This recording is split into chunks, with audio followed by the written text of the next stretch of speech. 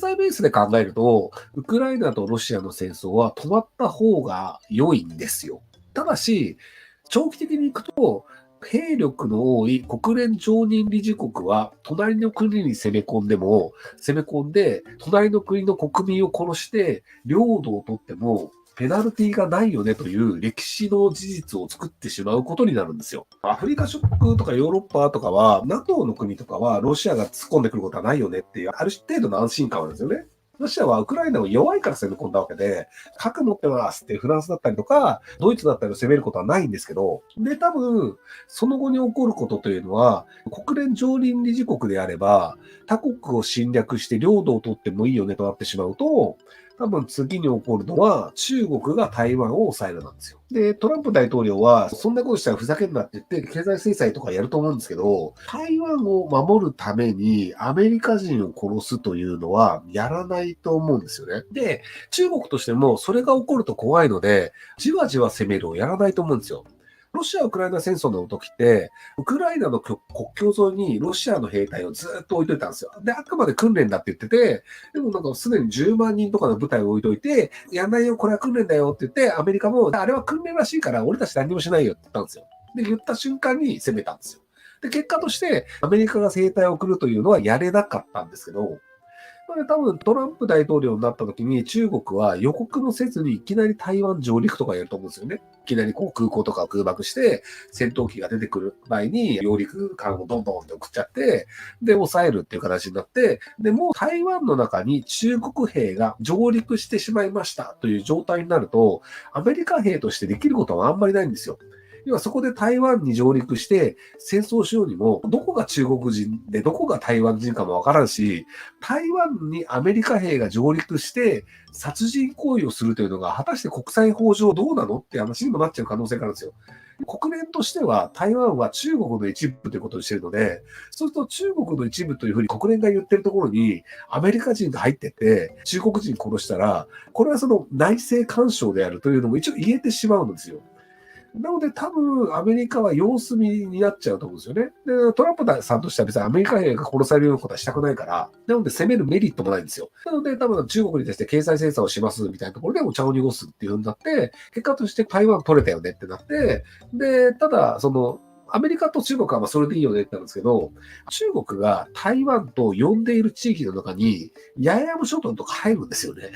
中国が台湾を中国と呼んでいるように、中国がここ俺たちの土地だよねって言ってる中に、日本の領土が入るんですよ。最近で言うと尖閣諸島とかも、あれも中国自分の領土って言ってるんですけど、なので、それは取るのが当たり前だよね。だって俺たちの土地なんだもんっていう時に、アメリカは止めてくれないよねっていうのがあるので、台湾取った次は多分尖閣諸島とか、八重山諸島とかが取られるのを、こうビクビクしながらずっと怯えるという状況になるんじゃないかなと思うんですけど、なので、まあね、残念だよねっていうところなんですけど。なので、安全な地域に住むっていう、アメリカの山奥の方に住むとか、日本でも山の中に住むとか、東京とかだと何らかしらの爆弾が落ちてくるとかの可能性もあるし、八重山諸島とか沖縄とか、米軍の基地があるところだと、何らかの攻撃を受ける可能性もあるので、なのでそういう地域には寄らないようにするぐらいしかやれることはないんじゃないかなと思いますけどね。一応、八重山諸島にも自衛隊の基地はあるんですけど、やっぱ中国人軍が本気になってしまった時に、勝つための訓練っていうのはできてないと思うんですよね。最近防衛費の増額や税金を増やし国がお金を集めてる気がします。国がお金を集めたら戦争の始まりと聞きました。日本は戦争をする気はあるんでしょうか？戦争の予兆など教えてほしいです。あと台湾有事はいつ頃起こると思いますか？戦争の予兆というのは分からなくて、準備している時に起こることもあれば、いきなり起こることもあります。で、一応、ロシア・ウクライナ戦争の前ぐらいから、中国がやたら小麦買いまくってたんですよね。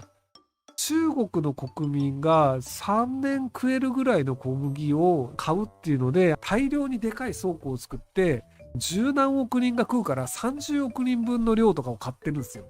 なので、多分中国はロシアがウクライナに攻めるのを知ってたんですよね。ロシアは中国を敵に回して、中国がロシア潰そうぜってなると、中国、アメリカ、ヨーロッパを敵に回すことになって、そうするとインドもやっぱロシアまずいよねっていうことになるので、そうするともうロシアが石油とかガスとかを売って、そのお金で戦争を続けるも不可能になっちゃうんですよ。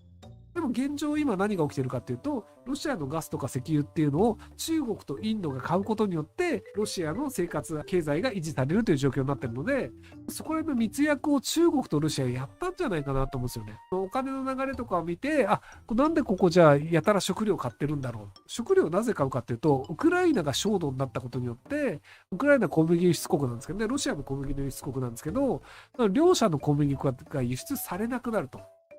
で、そうすると小麦粉の価格自体も上がるよねっていうのがあって、国民が飢えたりすると中国人めちゃめちゃ切れるんで、なのでロシアとウクライナの小麦が輸出されないというのを前もって知ってたんじゃないかなと思うんですけど、でそこら辺が分かってなかったアフリカと諸国とかは厳しい状況になるかもしれないです。価格が上がってしまって食料が買えなくなってしまうんですよね。で、ヨーロッパとかは別に金があるのと、フランスとかってウクライナ近いんですけど、イタリアとか美味しい小麦ばっかり食ってて、ウクライナの小麦ほとんど食ってないんですよ。っていうのがあるので、実はあんま困んないんですよ。価格は上がるけどね。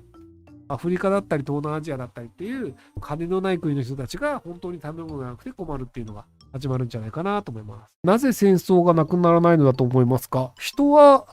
明日の方が今より良い生活をしたいと思ってるからです。なので、給料が上がった方がいいよねとか、お金が儲かった方がいいよね。例えばじゃあ銀行にお金を入れていて、で、それって預金の金利がつくから入れてるんですよね。じゃあなぜ銀行に入れていて、銀行じゃなくて株じゃないのかっていうので、人によっては儲かるから株に入れたいよね、みたいなので、働かないでお金がどんどん増えていくということに期待をするんですよ。じゃあ銀行がなぜ儲けてるのかっていうと、銀行が投資をしてたりするんですよね。なので銀行が儲かるところに投資をして、で、そこで上がった利益の一部を預けてると銀行に利子という形でちょっとリターンがあったりみたいな感じで、儲かるところにどんどん投資をする。で、儲ける会社というところがどんどん投資をされる。で、儲かる会社というのは多くの人に物を売る。で、多くの人に物を売るっていうのは他の人たちが損をしても儲けるということになるんですよ。例えばじゃあユニクロの服というのが世界中で売れてますってなるんですけど、なぜ世界中でユニクロの服が売れるかっていうと、ユニクロの服以外の服が売れてないからなんですよ。H&M を買わないでユニクロを買う人がいるので、結果としてユニクロが儲かるんですよね。っていう形で不動産とかも他の不動産を借りなくてこの不動産を借りるからお金が儲かりますっていう形でお金をどんどん儲かった方がいいよねっていう形で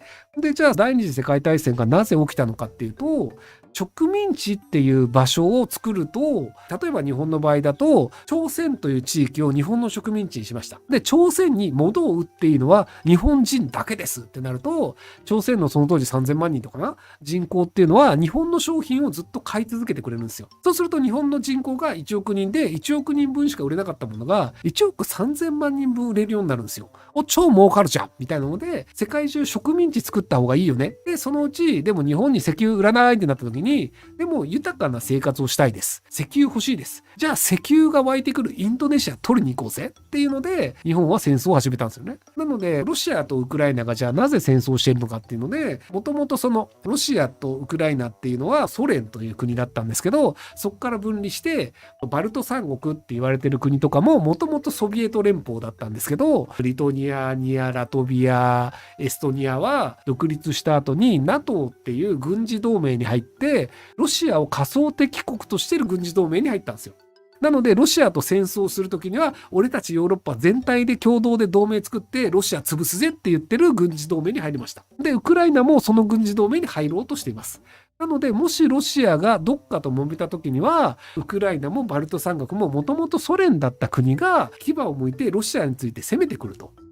っていうのは嫌だよねっていうのがあってなのでウクライナは NATO に入るのをなんとか止めようとしてました。でも結果として NATO に入るのを止められないようだということになったのでじゃあウクライナはもともとソ連だった前から兄弟みたいな国でしたともともとキエフ公国っていうところがロシアを持ってたりしたっていうのが逆だったんですけどロシアウクライナの方が上だったんですけどとはいえ同じような国だったからじゃあ俺たちは一つの国になろうぜっていうのでいけると思ったら、ウクライナの人たちめちゃめちゃ反発みたいなのがあったりするので、悪い人たちが悪いことをするために人を殺すというのが戦争が起こるわけじゃなくて、自分たちの国が安全に他の国に攻められないようにしたいよねとか、経済的に豊かになって明日はもっといい生活をしたいよねとか、売り上げが上がった方がいいよねとか、給料が上がった方がいいよねとか、もっと幸せに金銭的に幸せになりたいとか、石油のあるような生活で豊かな生活がしたいよねとか、欲望とか願望というのが人がある限りどこかの段階で戦争になってしまいますとっていう話なのでみんなが仏教徒みたいになってただもう瞑想してって死ねばいいよねって思ってればいいんですけど、でも豊かな生活をして医療技術を受けてなるべく長生きしたいよねって思ってる限り、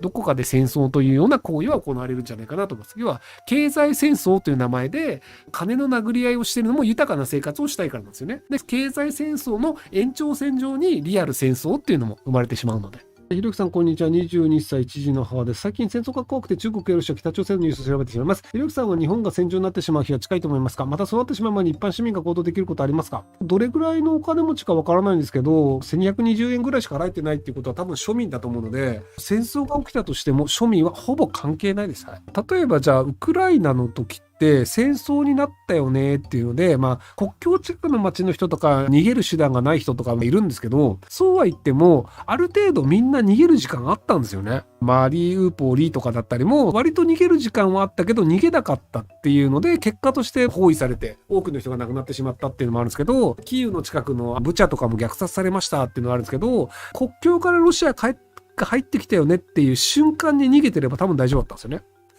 基本的には何するかわからんよねっていう人だとしても逃げられる場所って必ずあって、ウクライナの場合であれば西部のポーランド沿いの方とかであれば別にロシア軍もいないので普通に生活してたりするんですよね。なのでじゃあ北からロシアが攻めてきたってなると、とりあえず九州に逃げればいいんじゃねっていう。で、ただ会社で働かなきゃいけないとか、なんかじゃあ家がでかいですとか家に工場がありますとかっていう人って、じゃあそこから離れることができないよねってなったりするんですけど、資産のない人って別にじゃあ九州に行って普通に働けばいいんじゃねえのっていう。日本の場合って生活保護とかも取れるので、九州に行って仕事がありませんって言って、仕事がないので生活保護くださいって言うと生活保護もらえたりするので、戦争になったらさっさと逃げるっていうので、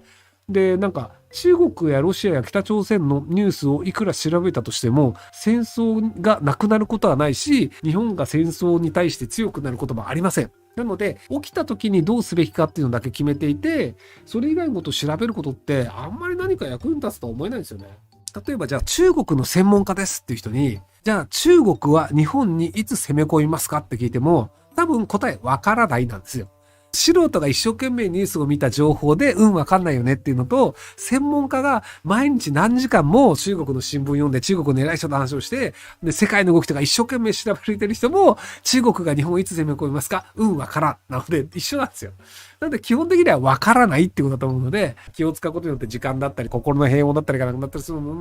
するので、なので起きた時にこう対処するっていうのは決めてくるっていう方がいいんじゃないかなと僕は思いますけど、はい。お子さんのことが気になるのであれば、お子さんは海外で生活できるようにするっていうのもありなんじゃないかなと思いますけど。支配層の貴族の方々とめちゃくちゃ仲良くなった場合、戦争を止められると思いますか？思いません。現実問題でいくと、戦争をしたいのは政治家と大衆です。例えば戦争がなぜ起こるのかっていうと、大体経済的に悪くなる国は戦争をするんですよ。例えば日本の場合って ABC 包囲網みたいなので石油が買えなくなりました。で、そのおかげで不景気になりました。じゃあもう戦争して石油取りに行くしかないよね。で、これで困ってるの誰なのかっていうと大衆なんですよ。金持ちは高い金払って石油買えるから大丈夫なんですよ。ただ大衆は金がないからもう戦争とか何とかしなきゃいけないよねってなるんですよね。なので基本的には戦争って大衆が望むからなんですよね。ロシアとウクライナの戦争もプーチンが頭がおかしくてロシア人がみんなプーチンに引きずられて戦争してるんだっていう言論が最初の頃あったんですけど、実際ロシア人が戦争をしたいから戦争をしています。本当に戦争したくないんだったら誰も兵隊にならなきゃいいし、別にもう戦争しねえよって言って国会議員とかも戦争なんかしねえよって言ってプーチン大統領の弾劾とかやればいいんですよ。でも今の政治システムが維持して戦争をするという命令に従った方がいいよねっていう形でずっと従ってるんですよね。なので基本的には支配者層っていくと、多分ロシアでいくとロシアの上の方のお金持ちの人たちとかってプーチン大統領に反発してたんですよね、最初の頃。戦争しない方が俺たち儲かるから、戦争しない方がいいよねと。貿易をすることでロシアは儲かってたんだけど、経済制裁を受けるようになって、戦争して西側の国がロシアのものを買わなくなったりして、それで商売上がったりだから勘弁してよって言ってたら、粛清されたりとか、なぜか自殺ということにされて死んでしまったりっていうのがあって、誰も文句言えなくなっちゃったっていうのがあるので、割とロシアとウクライナに関してはお金持ちの方が反発していたっていう、でももう裂かれなくなっちゃったっていうのがあったりするので、なので貴族が人を殺したくて戦争してるみたいな、そんな単純な話じゃないんじゃないかなと思います。日本も不景気になったら戦争してでも俺たちは幸せになりたいっていう割合はまた増えるんじゃないかなと思いますけどね。ご視聴ありがとうございます。今回の動画はこちらからの切り抜きになります。